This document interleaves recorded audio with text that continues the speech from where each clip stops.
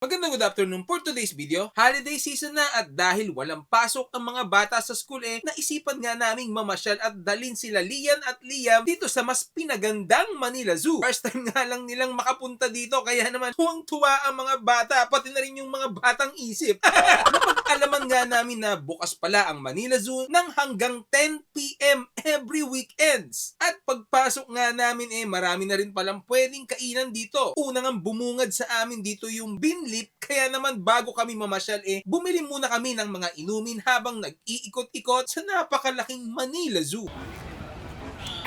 Refreshing!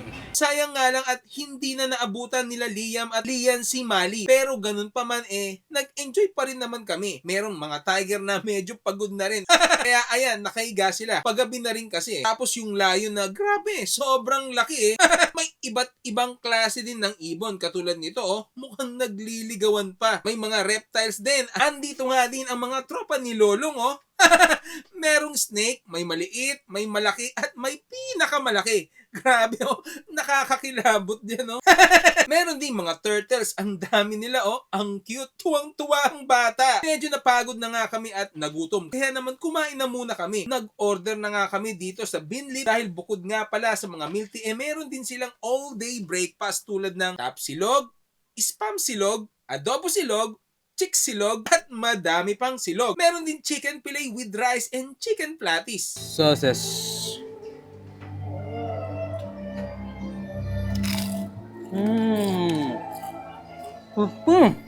Siyempre rice din nga.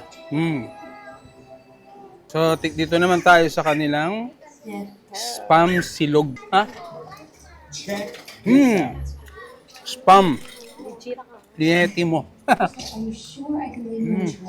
Sarap. Sarap dito sa Binlip, Manila Zoo, all day breakfast. So, pang breakfast yung food ko kasi nga all day sila. Tikman natin yung top silog dito. Nasok ako malasa. May itlog. Lagyan natin ng ketchup. Lagyan natin ng tapa sa ibabaw. Masasarap, very affordable at talagang nakakabusog. Tapos sasabayan pa ng kanilang mga nagsasarapang milk teas, fruities, cream cheese series at strawberry series. Di ba? Ang daming option, ikaw na lang ang pipili kung ano ba ang nais mo. At eto pa sulit na sulit ka dyan dahil hindi basta-basta ang lasa nito. Lasang mamahalin pero mumurahin lang. Meron din pala silang mga pika-pika foods tulad ng fries o di kaya itong platter B na may squid fries, fish fillet, chicken fillet, french fries, nachos at sausage. Meron ding street food platter na may fish ball, squid ball, chicken ball at kikiam. Perfect talaga to habang nanonood ka ng movie di ba? May film showing pa sila dito. Mag-e-enjoy talaga lalo na ang mga kids.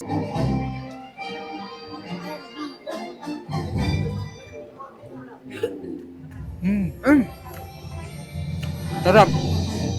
Nachos naman tayo. Sa chicken fillet.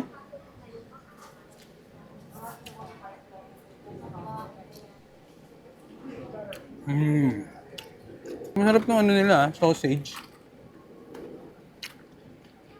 So bite size na siya. At dito naman tayo sa street food platter nila. Uy. Ano natin? Suka. Tapos yung matamis.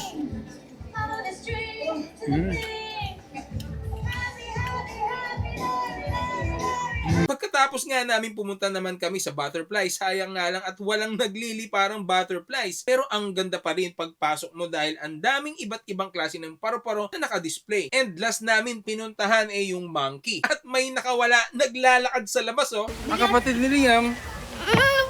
Dito nga pagpasok mo may fee na 20 pesos para sa foot socks para mas mapanatili yung kalinisan dahil meron din silang playground for kids. Di ba? Tuwang-tuwa ang batang batuta. At ayun na nga po sobrang nag-enjoy ang mga bata pati na rin kami dahil ang laki na talagang pinagbago ng Manila Zoo. Ang huling punta nga namin dito mga ka-age lang din namin ng mga anak namin ngayon.